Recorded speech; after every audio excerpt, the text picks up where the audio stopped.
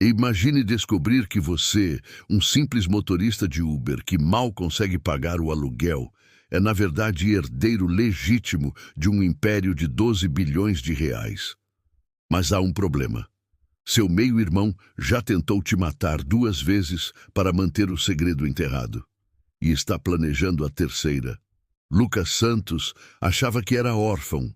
Achava que Dona Maria, a mulher que o criou, era tudo que ele tinha.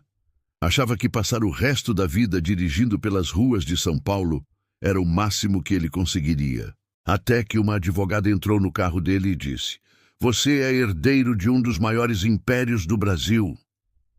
Uma semana depois, ele descobriu que seu meio-irmão, o homem que controlava o império ilegalmente, havia assassinado seu próprio pai para ficar com tudo.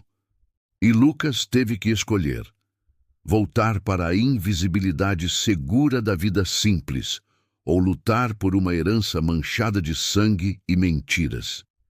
Ele escolheu lutar. E o que aconteceu depois surpreendeu até os bilionários que apostaram contra ele. Esta é a história de Lucas Santos, o motorista de Uber que virou CEO de 12 bilhões de reais e que transformou um império construído sobre cadáveres em uma força do bem. O despertador tocou às 4:30 da manhã. Lucas Santos desligou antes do segundo bip, movimento automático de quem faz isso há 3 anos seguidos. O quarto era pequeno, mal cabia a cama de solteiro e um guarda-roupa de madeira compensada que rangia quando abria. Levantou no escuro. Não acendeu a luz para não acordar Dona Maria, que dormia no quarto ao lado. As paredes eram finas como papel. Ele conseguia ouvir a respiração dela lenta e pesada. Aos 67 anos, ela não dormia tão bem quanto antes. O chuveiro estava frio. Sempre estava. O aquecedor havia queimado 2 meses atrás e Lucas ainda não tinha juntado os R$ 400 para consertar.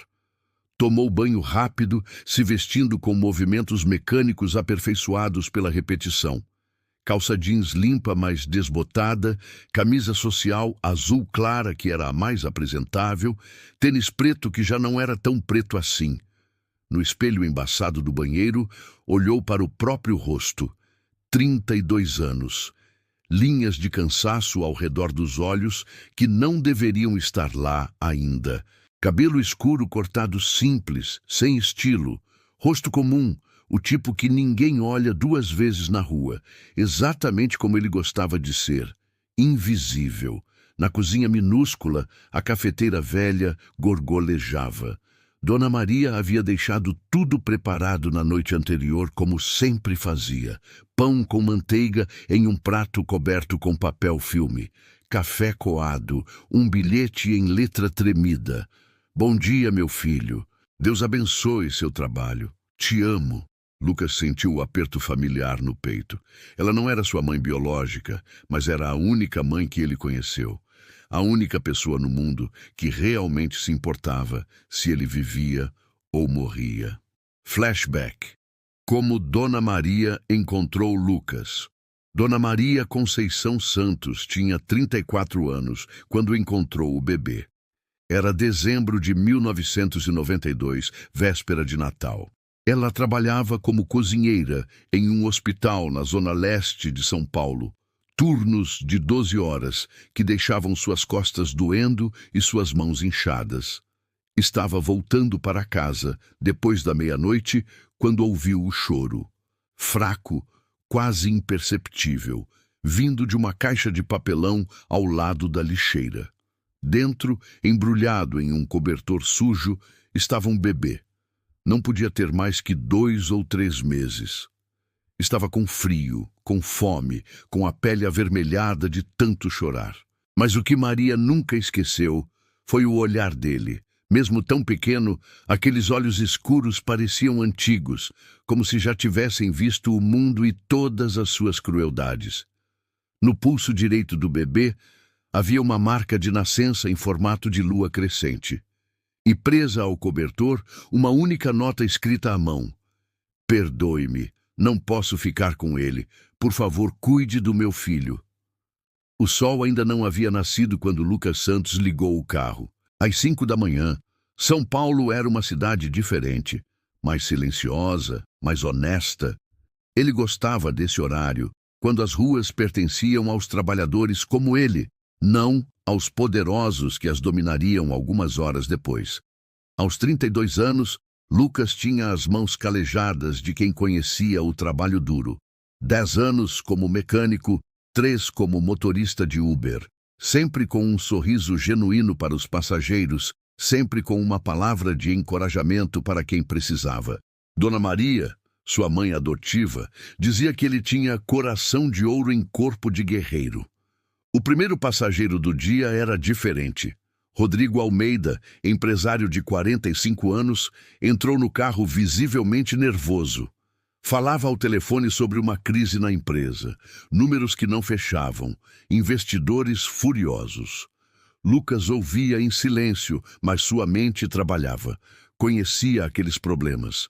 Havia visto situações similares quando consertava carros de executivos. "Desculpe a ligação", disse Rodrigo ao desligar. "Problemas no trabalho." Lucas olhou pelo retrovisor. "Posso perguntar que tipo de empresa?" "Tecnologia. Estamos perdendo contratos porque não conseguimos entregar no prazo." "Já pensaram em terceirizar parte da produção?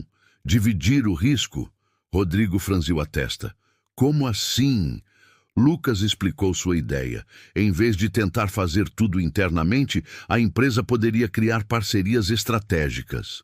Cada parceiro assumiria uma parte do projeto, reduzindo custos e aumentando eficiência. Era simples, mas genial. "Meu Deus", murmurou Rodrigo. "Isso poderia funcionar. Você estudou administração?" "Não", Lucas sorriu. "Só observo muito." Quando chegaram ao destino, Rodrigo hesitou antes de sair. "Qual seu nome?" "Lucas Santos." "Lucas, você acabou de salvar minha empresa. Se precisar de alguma coisa..." Entregou um cartão com seu número pessoal. Lucas guardou sem dar importância. Não era a primeira vez que um passageiro ficava impressionado com suas ideias. Dona Maria sempre dizia que ele tinha cabeça para negócios, mas Lucas nunca levou a sério. O dia continuou normal até a tarde, quando recebeu uma corrida para um escritório de advocacia no centro. A passageira era uma mulher elegante de cerca de 60 anos, cabelos grisalhos impecavelmente arrumados, ternos que gritavam "advogada bem-sucedida." "Doutora Helena Costa", ela se apresentou. "Você é Lucas Santos?" "Sim, senhora. Como soube meu nome?" "Rodrigo Almeida me deu seu contato. Disse que você tem uma mente brilhante para negócios." Lucas riu, constrangido. Ele exagerou. "Talvez não." Doutora Helena o estudava pelo retrovisor. "Lucas, posso fazer uma pergunta pessoal? Você sabe alguma coisa sobre sua família biológica?" O sorriso de Lucas desapareceu. Era um assunto que preferia evitar. "Fui abandonado quando bebê. Dona Maria me criou. Por quê?" "Curiosidade profissional. Trabalho com sucessões familiares." O resto da viagem transcorreu em silêncio, mas Lucas sentia o olhar penetrante da advogada. Havia algo naqueles olhos que o incomodava, como se ela soubesse algo que ele não sabia. Ao chegar ao escritório, doutora, Helena não saiu imediatamente. "Lucas, você tem uma cicatriz no pulso direito?" Instintivamente, Lucas cobriu o pulso com a mão esquerda. A cicatriz estava lá desde que se lembrava. Uma marca em formato de lua crescente que Dona Maria dizia ser marca de nascença especial. "Como você sabe disso?" "Intuição." Doutora Helena sorriu misteriosamente. "Lucas, gostaria de fazer uma proposta. Que tal jantar comigo amanhã? Tenho algo importante para discutir." "Doutora, Helena, com todo respeito, mas não costumo..." "Não é o que está pensando." Ela riu. "É sobre trabalho, sobre seu futuro, sobre quem você realmente é." Lucas sentiu um arrepio. "Não entendo." "Amanhã às 8, restaurante Fazano. Eu pago." "E Lucas?" Ela fez uma pausa antes de sair. "Traga um documento de identidade." Vamos precisar. Ficou parado no trânsito, confuso. Que história era aquela? Por que uma advogada importante queria jantar com um motorista de Uber? E por que ela sabia sobre sua cicatriz? Chegou em casa ainda perturbado. Dona Maria estava na cozinha, preparando o jantar. Aos 67 anos, ela mantinha a energia de sempre, mas Lucas notava que seus movimentos estavam mais lentos ultimamente. Como foi o dia, meu filho? Lucas contou sobre Rodrigo e doutora Helena, omitindo apenas o convite para jantar. Não queria preocupar a mãe adotiva. Essa advogada, Dona Maria parou de mexer o feijão. Como ela se chamava mesmo? Helena Costa, por quê? Dona Maria ficou pálida. Suas mãos tremeram ligeiramente. Mãe, está tudo bem? Sim, sim. Ela se recompôs rapidamente. É só... Esse nome me lembra alguém, mas deve ser coincidência. Naquela noite, Lucas não conseguiu dormir.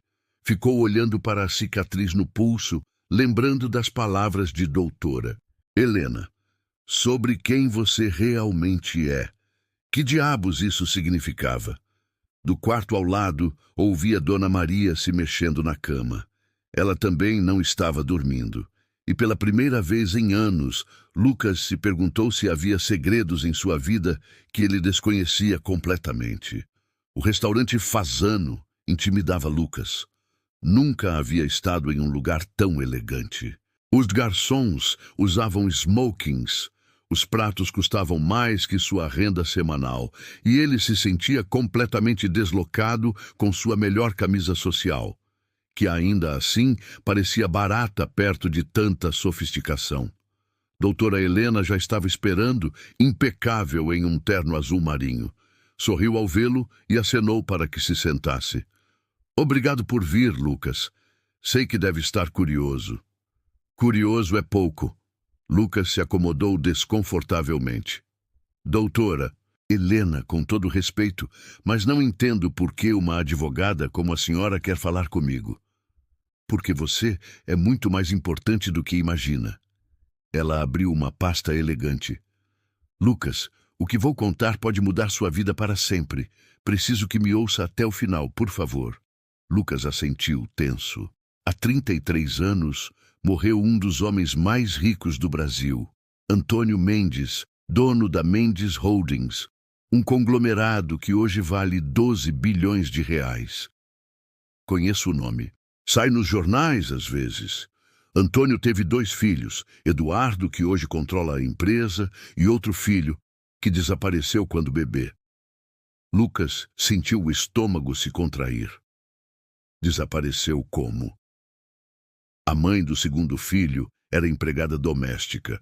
Quando Antônio morreu, a família oficial expulsou mãe e bebê. Disseram que não havia prova de paternidade, que era tudo mentira. E o que isso tem a ver comigo? Doutora Helena retirou uma foto antiga da pasta. Era de um homem elegante, de cerca de 40 anos, segurando um bebê. O homem tinha olhos escuros, intensos. O bebê tinha uma pequena cicatriz no pulso direito. Lucas olhou para sua própria cicatriz, depois para a foto.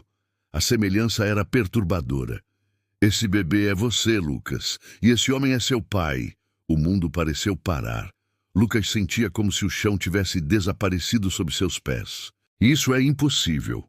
Sua mãe biológica se chamava Carmen Santos. Trabalhou na casa dos Mendes por 3 anos. Quando engravidou de Antônio, ele prometeu cuidar de vocês, mas morreu em um acidente de carro antes que você nascesse. Você está dizendo que eu sou herdeiro legítimo de metade do Império Mendes. 6 bilhões de reais, Lucas. Lucas riu, mas era um riso nervoso, quase histérico. Isso é loucura. Eu sou motorista de Uber, moro em uma casa de 2 cômodos. Não posso ser herdeiro de nada. Sua mãe biológica morreu quando você tinha 2 anos. Antes de morrer, ela me procurou. Eu era advogada júnior na época, recém-formada. Carmen me deu todos os documentos, todas as provas. Pediu para eu cuidar de você se algo acontecesse com ela. E por que não fez nada antes? Porque Eduardo Mendes é perigoso. Ele sabia da existência de você, mas acreditava que você havia morrido junto com sua mãe. Quando descobri que você estava vivo, decidi esperar.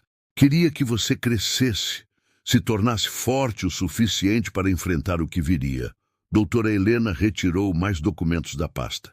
Teste de DNA feito quando você era bebê, certidão de nascimento original, cartas de amor entre seus pais, tudo está aqui. Lucas pegou os papéis com mãos trêmulas. Tudo parecia real, oficial, mas sua mente se recusava a aceitar. Por que agora? Por que me contar isso hoje? Porque Eduardo está planejando vender a empresa. Se isso acontecer, você perderá para sempre o direito à herança. Temos 30 dias para contestar a venda. Eu não quero essa herança. Lucas empurrou os documentos de volta. Não quero essa vida. Sou feliz como sou. Lucas, não é só sobre dinheiro. Eduardo construiu esse império explorando pessoas como você. Funcionários mal pagos, fornecedores enganados, comunidades destruídas por seus projetos. Você poderia mudar isso. Eu não sei nada sobre administrar empresas. Você salvou a empresa do Rodrigo com uma conversa de 5 minutos. Tem instinto natural para negócios, exatamente como seu pai. Lucas se levantou, agitado. Preciso pensar. Isso é demais. Entendo. Mas, Lucas, há algo mais que precisa saber. Eduardo descobriu que você está vivo. Ele vai tentar impedir que você reivindique seus direitos. Como assim, impedir? Eduardo matou para manter segredos antes. Não vai hesitar em fazer de novo. Lucas sentiu um calafrio. Você está dizendo que minha vida está em perigo? Estou dizendo que você precisa decidir, lutar pelo que é seu ou passar o resto da vida olhando por cima do ombro. Naquela noite, Lucas dirigiu sem destino pelas ruas de São Paulo. Sua mente fervilhava com as revelações. Herdeiro de bilhões, pai que nunca conheceu, meio-irmão assassino. Chegou em casa depois da meia-noite. Dona Maria estava acordada, esperando na sala. Mãe, por que não está dormindo? Porque sei onde você esteve. Ela suspirou profundamente. Helena Costa me ligou. Contou tudo. Lucas se sentou pesadamente no sofá. Você sabia? Todo esse tempo você sabia quem eu era? Sabia que você era especial. Sabia que um dia sua verdadeira família viria buscá-lo. Por que nunca me contou? Dona Maria se aproximou e tocou seu rosto com carinho. Porque queria que você fosse feliz. Queria que você crescesse sem o peso dessa responsabilidade. E agora? O que eu faço? Agora você decide quem quer ser. O Lucas Santos que eu criei, humilde e trabalhador. Ou o Lucas Mendes, herdeiro de um império. E se eu escolher os dois? Dona Maria sorriu. Então você será o homem mais poderoso do Brasil e o mais perigoso para quem lucra com a injustiça. Naquela madrugada, Lucas tomou sua decisão. Não lutaria pela herança por dinheiro ou poder. Lutaria porque havia pessoas como Dona Maria, como os passageiros que transportava todos os dias, que mereciam um mundo mais justo e humano. E se Eduardo Mendes achava que poderia intimidá-lo, estava muito enganado. Lucas Santos havia crescido nas ruas. Sabia lutar. Eduardo Mendes estava em seu escritório, no 480º andar, quando recebeu a ligação que mudaria tudo. Do lado de fora, São Paulo se estendia como um reino que ele dominava há 15 anos. 15 anos construindo seu império sobre mentiras, chantagens e, quando necessário, eliminação de obstáculos. Senhor Eduardo, a voz do investigador particular era tensa. Temos um problema. Lucas Santos está vivo. Eduardo deixou cair o copo de uísque. O líquido se espalhou pela mesa de mogno, manchando contratos de milhões. Impossível. Você me disse que ele havia morrido com a mãe. Eu estava errado. Ele foi criado por uma mulher chamada Maria Santos. E pior, Helena Costa está com ele. Eduardo sentiu o sangue gelar.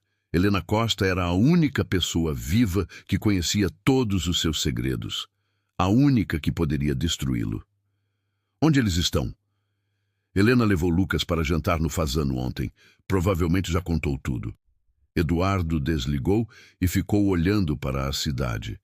33 anos. Por 33 anos, havia vivido como único herdeiro, construindo um império que por direito não era totalmente seu. E agora seu meio-irmão bastardo ressurgia para destruir tudo. Não permitiria. Não depois de tanto trabalho, tanto sacrifício. Havia matado o próprio pai para acelerar a herança. Um acidente de carro muito bem planejado. Havia eliminado 3 pessoas que sabiam demais ao longo dos anos. Um motorista de Uber não seria problema. Ligou para Marcelo, seu solucionador de problemas. Preciso que você cuide de uma situação. Discretamente. Enquanto isso, Lucas acordou com uma sensação estranha. Havia dormido mal, sonhando com o pai que nunca conheceu, com uma vida que poderia ter tido. Dona Maria já estava na cozinha, preparando café como sempre fazia. Bom dia, meu filho. Decidiu o que vai fazer? Vou procurar a doutora. Helena hoje. Quero ver todos os documentos, entender direito essa história. Dona Maria assentiu, mas Lucas notou preocupação em seus olhos.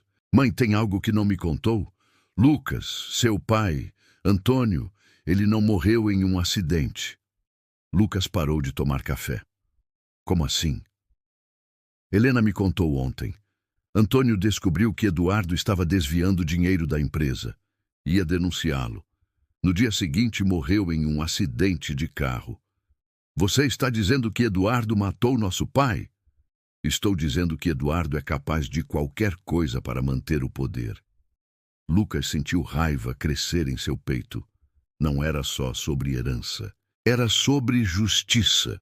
Sobre um homem que havia matado o próprio pai e vivido impune por décadas. Saiu de casa determinado, mas não percebeu o carro preto que o seguia. Marcelo havia recebido ordens claras. Fazer parecer acidente. Lucas estava dirigindo pela Marginal Pinheiros quando notou o carro. Tentou mudar de faixa, mas o veículo o acompanhou. Quando percebeu que estava sendo seguido, já era tarde. O carro preto acelerou e bateu na traseira do Uber de Lucas. O impacto o jogou para frente, mas ele manteve o controle. Tentou acelerar, mas o outro carro bateu novamente, mais forte. Lucas viu o guardrail se aproximando. Em uma fração de segundo, tomou uma decisão desesperada. Pisou no freio e virou o volante bruscamente para a esquerda. Seu carro rodou, mas parou antes de bater. O carro preto, sem tempo para frear, se chocou contra o guardrail. Lucas saiu do carro tremendo. Marcelo estava inconsciente, mas vivo. No banco do passageiro, encontrou uma foto sua e um envelope com dinheiro. Não havia dúvidas. Era uma tentativa de assassinato. Ligou para a doutora Helena. Eles tentaram me matar. Onde você está? Marginal Pinheiros. O cara que me seguia bateu. Não fale com a polícia. Vou buscar você. 20 minutos depois, doutora Helena chegou com um advogado criminalista e um investigador particular. Cuidaram de tudo. Polícia, seguro, depoimento. O acidente foi registrado como imprudência do outro motorista. No escritório de Helena, Lucas finalmente viu todos os documentos. Teste de DNA, certidão original, cartas de amor entre seus pais, fotos da família. Tudo confirmava.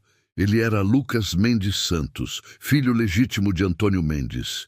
Eduardo não vai desistir, disse Helena. Ele tem muito a perder. Então vamos dar a ele algo mais para se preocupar. Lucas estava mudado. A tentativa de assassinato havia despertado algo nele. Uma determinação fria, calculista. Quero contestar não só a venda da empresa. Quero investigar a morte do meu pai. Lucas, isso é perigoso. Eduardo tem conexões, poder. E eu tenho a verdade. E agora sei que ele é capaz de matar.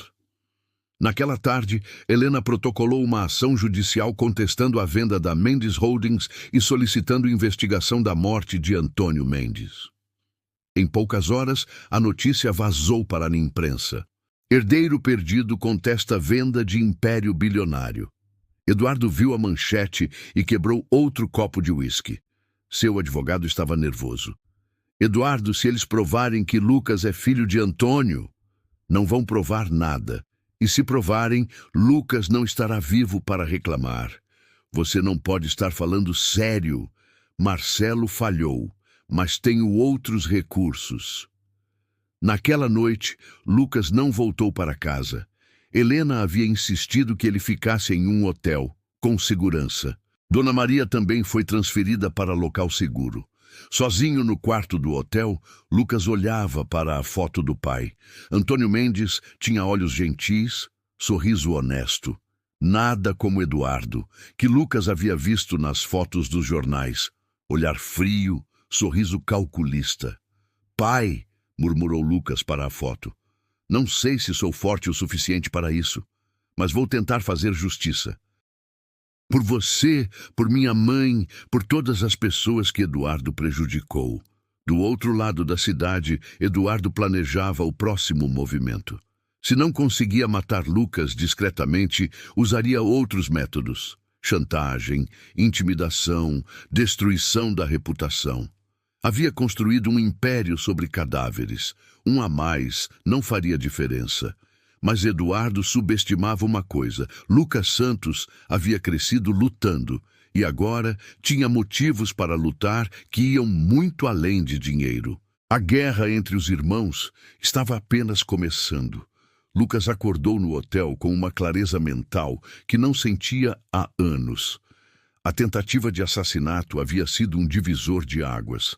Não era mais o motorista de Uber ingênuo que acreditava que o mundo era justo. Era um homem que havia descoberto sua verdadeira identidade e estava disposto a lutar por ela. Doutora, Helena chegou cedo com notícias preocupantes. Eduardo está contra-atacando. Ele vazou para a imprensa que você é um oportunista, tentando se aproveitar da morte de Antônio. Está questionando a autenticidade dos documentos. E o que fazemos?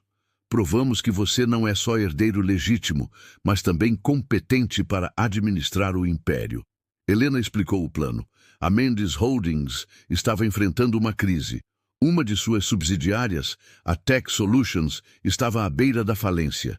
Se Lucas conseguisse salvá-la, provaria seu valor. Mas eu não entendo nada de tecnologia. Você entende de pessoas, e negócios são sobre pessoas. 2 horas depois, Lucas estava na sede da Tech Solutions, uma empresa de 200 funcionários especializada em software para bancos. O CEO, Roberto Silva, estava desesperado. Senhor Lucas, com todo respeito, mas não entendo por que Eduardo mandou você aqui. Precisamos de um milagre, não de um consultor. Lucas não se ofendeu. Sabia que sua aparência, jeans, camisa social simples, não inspirava confiança em um ambiente corporativo. Roberto, me explique o problema, em palavras simples. Nosso maior cliente, o Banco Central do Brasil, cancelou o contrato.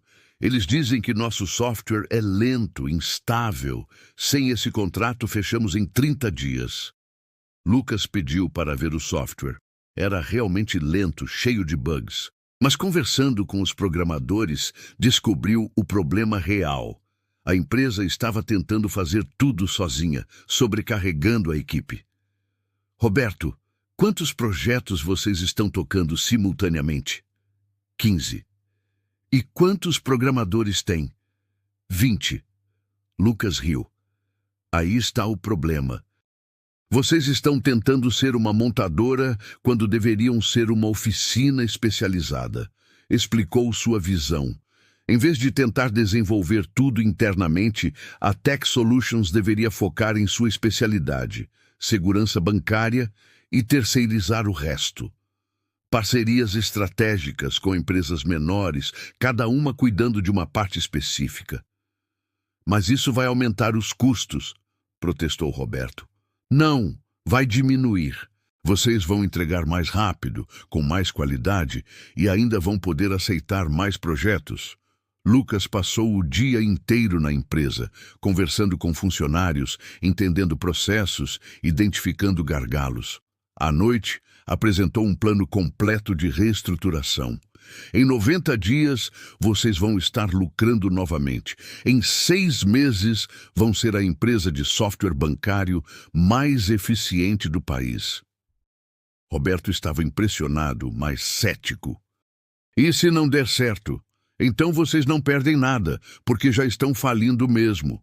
Na manhã seguinte, Lucas implementou a primeira fase do plano. Ligou pessoalmente para 5 empresas de tecnologia menores, propondo parcerias. Sua abordagem era direta, honesta, focada em benefícios mútuos. Olha, João, disse ao CEO de uma startup, vocês são especialistas em interface de usuário. Nós somos especialistas em segurança. Juntos, podemos criar o melhor software bancário do mercado. Em uma semana, Lucas havia montado uma rede de 6 empresas parceiras. Cada uma cuidaria de uma parte específica dos projetos, mas todas trabalhariam sob coordenação da Tech Solutions. O resultado foi imediato. O software que levava 3 meses para ser desenvolvido ficou pronto em 3 semanas. Os bugs desapareceram porque cada empresa focava em sua especialidade. Os custos caíram 40%. Roberto ligou para Lucas, eufórico. Lucas, o Banco Central quer renovar o contrato. E mais, eles querem que desenvolvamos um sistema novo para eles. Ótimo. Mas, Roberto, tem uma condição. Qual? Quero que você dobre o salário de todos os programadores. E quero que a empresa tenha participação nos lucros para todos os funcionários. Mas isso vai reduzir nossa margem, vai aumentar a produtividade. Funcionários felizes trabalham melhor e funcionários que ganham bem não saem da empresa. Em 2 semanas, a Tech Solutions havia se transformado. Funcionários motivados, processos otimizados, clientes satisfeitos. A empresa que estava falindo agora tinha lista de espera de clientes. A notícia chegou aos jornais. Herdeiro perdido salva a empresa da falência em 2 semanas. Eduardo leu a manchete com raiva crescente. Havia enviado Lucas para a Tech Solutions esperando que ele falhasse, provando sua incompetência. Em vez disso, Lucas havia mostrado um talento natural para negócios que lembrava dolorosamente Antônio. Como ele fez isso? Perguntou ao seu assessor. Parece que ele tem instinto natural. Os funcionários adoram ele. Dizem que ele realmente se importa com as pessoas. Eduardo sentiu algo que não sentia há anos. Medo. Não medo físico, mas medo de perder tudo que havia construído. Lucas não era apenas um herdeiro legítimo, era um líder nato. Naquela noite, Eduardo tomou uma decisão desesperada. Se não conseguia destruir Lucas profissionalmente, destruiria pessoalmente. Ligou para seus contatos na imprensa. Tenho uma história para vocês, sobre o passado criminal do suposto herdeiro Lucas Santos. Enquanto isso, Lucas jantava com Dona Maria no hotel. Ela estava orgulhosa, mas preocupada. Meu filho, você está mudando, está ficando mais duro. Preciso ficar, mãe. Eduardo não vai desistir facilmente. Só não se esqueça de quem você é. O Lucas que eu criei tem coração bom. Não vou esquecer. Mas às vezes, para proteger os bons, precisamos ser duros com os maus. Dona Maria tocou seu rosto. Seu pai diria a mesma coisa. Naquela madrugada, Lucas não conseguia dormir. Sentia que estava no meio de uma tempestade que só ia piorar. Eduardo não era apenas um empresário corrupto. Era um assassino desesperado. Mas Lucas também havia descoberto algo sobre si mesmo. Tinha talento para liderar, para inspirar pessoas, para transformar organizações. Talvez fosse herança genética de Antônio, ou talvez fosse resultado de uma vida inteira observando e aprendendo. De qualquer forma, estava pronto para a próxima fase da guerra. Eduardo havia subestimado o motorista de Uber. Agora enfrentaria o verdadeiro Lucas Mendes Santos. A bomba explodiu na manhã de segunda-feira. Lucas acordou com dezenas de ligações perdidas e mensagens urgentes. A manchete do maior jornal do país era devastadora. Falso herdeiro tem passado criminal. Prisão por furto e agressão. Lucas leu a matéria com o estômago embrulhado. Eduardo havia distorcido completamente sua história. Uma briga de bar aos 19 anos, quando defendeu uma garçonete de um cliente agressivo. Virou agressão violenta. Um mal-entendido com um carro que consertou, quando o dono o acusou falsamente de roubo antes de descobrir o erro, virou furto qualificado. Doutora Helena chegou ao hotel furiosa, dizendo que Eduardo estava usando todos os recursos: suborno, chantagem, manipulação da mídia. Lucas perguntou o que fariam agora.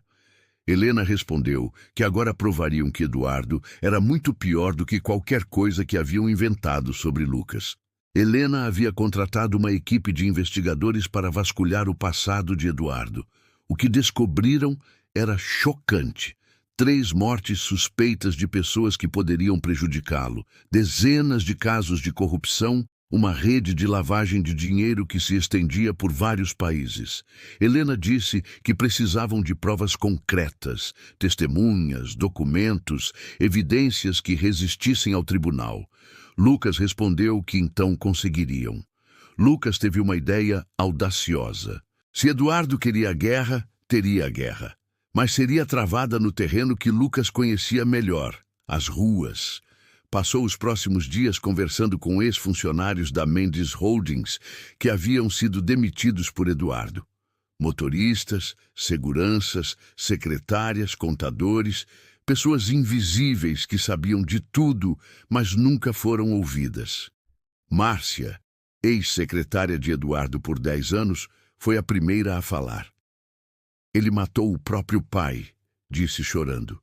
Eu vi os documentos. Eduardo descobriu que Antônio ia mudar o testamento, incluir o outro filho.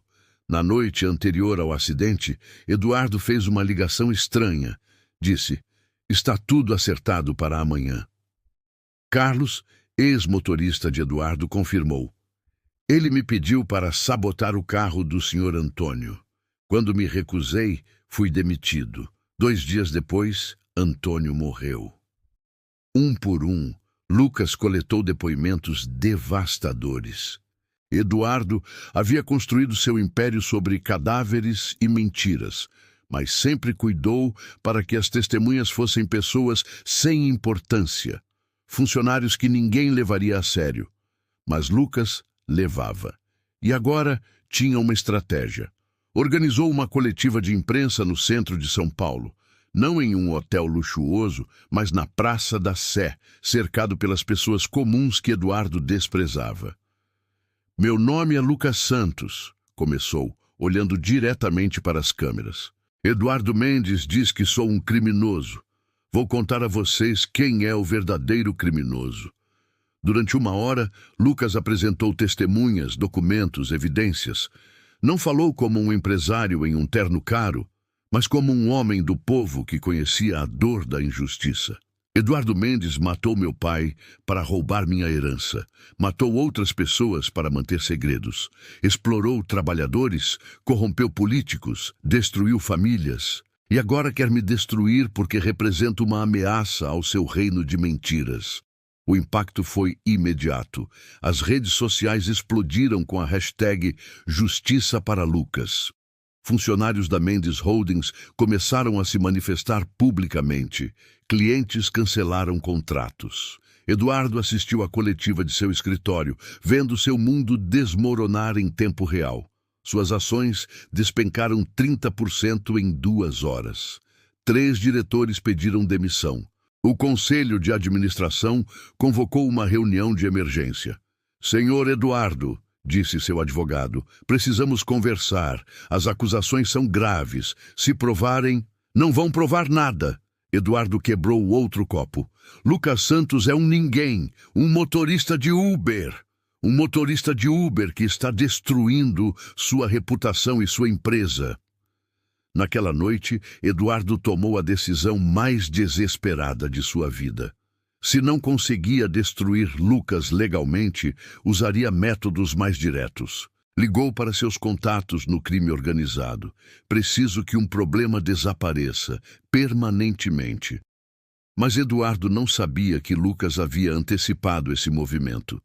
Doutora Helena havia contratado segurança profissional, ex-policiais federais que conheciam os métodos de Eduardo. Quando os assassinos chegaram ao hotel, encontraram o quarto vazio. Lucas havia sido transferido para um local seguro horas antes. Na manhã seguinte, a Polícia Federal deflagrou a Operação Império Perdido. Eduardo foi preso em seu escritório, acusado de homicídio, corrupção, lavagem de dinheiro e tentativa de assassinato. As imagens de Eduardo sendo levado algemado correram o mundo. O homem que se achava intocável estava finalmente pagando por seus crimes. Lucas assistiu à prisão pela televisão, ao lado de Dona Maria. Não sentia alegria, apenas alívio. A justiça havia sido feita. "E agora, meu filho?" perguntou Dona Maria. "Agora reconstruímos tudo, do jeito certo." Mas Lucas sabia que a parte mais difícil estava apenas começando. Destruir Eduardo havia sido relativamente fácil. O homem havia cavado a própria cova com décadas de crimes. Reconstruir um império de 12 bilhões de reais, com valores humanos, seria o verdadeiro desafio. 6 meses depois da prisão de Eduardo, Lucas estava no mesmo escritório do 400º andar, onde tudo havia começado. Mas o ambiente era completamente diferente. As paredes frias de mármore haviam dado lugar a cores quentes. Fotos dos funcionários substituíram os quadros pomposos. E onde antes havia uma mesa de mogno intimidadora, agora havia uma mesa redonda onde Lucas se reunia diariamente com sua equipe.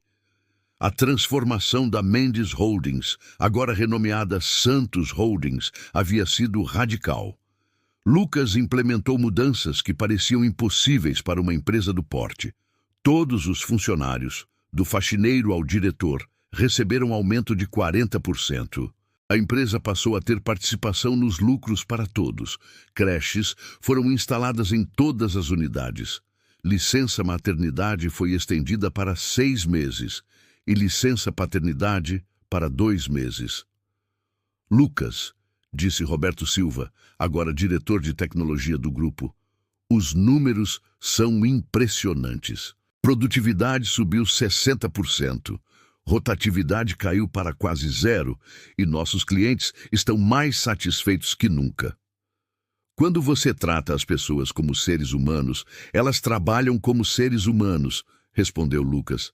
Eduardo tratava todos como máquinas. A reunião matinal era outro ritual que Lucas havia instituído.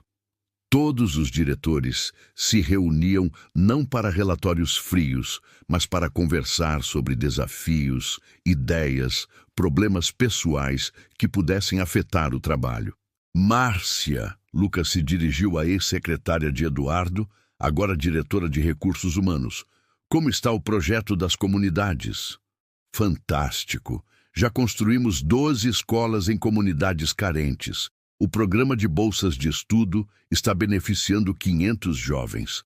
E o projeto de microcrédito já ajudou 200 famílias a abrir pequenos negócios." Lucas sorriu. Essa era a parte que mais o orgulhava. A Santos Holdings não era apenas uma empresa lucrativa, era uma força de transformação social. "E o Eduardo?" perguntou Carlos, o ex-motorista que agora coordenava a frota da empresa. "Condenado a 25 anos, sem possibilidade de liberdade condicional pelos próximos 15 anos. A justiça havia sido implacável com Eduardo. Além dos crimes financeiros, ele foi condenado pelo assassinato de Antônio e pelas tentativas de homicídio contra Lucas. 3 testemunhas-chave que ele havia tentado silenciar ao longo dos anos finalmente falaram. Após a reunião, Lucas foi visitar Dona Maria. Ela havia se mudado para uma casa confortável, mas recusou qualquer luxo exagerado. Meu filho, você está feliz? Lucas pensou na pergunta. Estava. Tinha poder, dinheiro, reconhecimento, mas também tinha responsabilidades enormes, pressão constante e a solidão que vem com o comando. Estou realizado, mãe. É diferente de feliz, mas é bom. E amor? Quando vai me dar netos? Lucas riu. Dona Maria nunca mudaria. Estou focado na empresa agora. A empresa não vai te aquecer na cama. Naquela tarde, Lucas teve uma surpresa. Doutora Helena chegou ao escritório com uma jovem de cerca de 25 anos. Lucas, quero apresentar alguém. Esta é Ana Mendes, sua prima, filha do irmão de seu pai. Ana era tímida, mas tinha olhos inteligentes. Oi, primo. Desculpe não ter aparecido antes. Estava com medo. Medo de quê? Do Eduardo. Ele ameaçou minha família quando soube que eu sabia sobre você. Disse que se falassem alguma coisa... Lucas abraçou a prima. Agora você está segura. Somos família. Ana contou histórias sobre Antônio que Lucas nunca havia ouvido. Como ele era gentil, generoso, preocupado com os funcionários. Como sonhava em transformar a empresa em uma força do bem. Ele ficaria orgulhoso de você, disse Ana. Você está fazendo exatamente o que ele queria. Naquela noite, Lucas organizou um jantar especial. Reuniu Dona Maria, Ana, doutora, Helena, Roberto, Márcia, Carlos, todas as pessoas que haviam sido importantes em sua jornada. Quero fazer um brinde, disse Lucas, levantando o copo. Há um ano eu era um motorista de Uber que achava que conhecia seu lugar no mundo. Hoje descobri que meu lugar é onde posso fazer a diferença na vida das pessoas. E qual é a próxima meta? Perguntou Roberto. Expandir para outros países, levar esse modelo de empresa humanizada para o mundo inteiro, provar que é possível ser lucrativo e ético ao mesmo tempo. Dona Maria se levantou emocionada. Meu filho, quando te encontrei naquele orfanato, você era apenas um bebê assustado. Hoje, você é um homem que pode mudar o mundo. Não sozinho, mãe. Com vocês. Com todas as pessoas que acreditam que podemos fazer diferente. 3 meses depois, a Santos Holdings abriu sua primeira filial internacional, em Portugal. O modelo de gestão humanizada chamou a atenção da mídia mundial. Harvard Business School convidou Lucas para dar palestras sobre capitalismo consciente. Mas para Lucas, o momento mais importante não foi quando apareceu na capa da Forbes como o CEO mais humano do mundo. Foi quando recebeu uma carta de uma funcionária da limpeza. Senhor Lucas, minha filha passou no vestibular para medicina graças à bolsa de estudos da empresa. Ela quer ser médica para ajudar pessoas como o senhor ajudou nossa família. Obrigada por nos dar esperança. Naquela noite, sozinho em seu apartamento simples, havia recusado a mansão de Eduardo. Lucas olhou para a foto de seu pai. Pai, espero que esteja orgulhoso. Transformei nossa empresa no que você sonhava e descobri que a verdadeira riqueza não está no que acumulamos, mas no que compartilhamos. Do lado de fora, São Paulo brilhava com milhões de luzes. Cada luz representava uma vida, uma história, um sonho. E Lucas sabia que sua missão era ajudar essas luzes a brilharem mais forte. O motorista de Uber havia se tornado um imperador. Mas, diferente de todos os imperadores da história, seu poder vinha não de conquistar, mas de servir. Lucas Santos provou que não importa onde você nasceu ou como foi criado. O que importa é quem você escolhe ser quando descobre seu verdadeiro potencial. Hoje, a Santos Holdings é uma das empresas mais admiradas do mundo, não apenas pelos lucros, mas pelo impacto social. Mais de 50 mil funcionários em 15 países trabalham em um ambiente onde são valorizados como seres humanos, não como números. Eduardo Mendes continua preso, mas sua história serve como lembrete. O poder sem ética é uma bomba relógio. Cedo ou tarde, a verdade sempre vem à tona. E você? Que império está construindo em sua vida? Que legado quer deixar? Lembre-se, a verdadeira nobreza não está no berço, mas no caráter forjado pelas adversidades da vida. Se esta história te inspirou, compartilhe com alguém que precisa descobrir seu próprio potencial. Porque todos nós temos um império dentro de nós. Só precisamos da coragem para reivindicá-lo. Se inscreve aqui no canal para mais histórias de transformação e superação. E nos comentários, conte. Qual foi o momento em sua vida quando você descobriu quem realmente era?